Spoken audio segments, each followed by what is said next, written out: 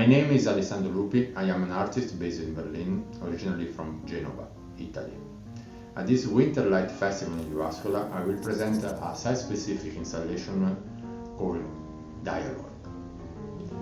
It's a work that reflects about virtuality in geometric abstract form brought to the reality. It is a kinetic installation built through a system of rope, pulley, motors, fluorescent elastic bands and UV lights. The motors generate polyphonic and dissonance which are connected to the tetrahedron in the space. It's a work that invites the viewers to contemplate and explore the force and tension in the geometric shapes and the interconnected dialogue between them.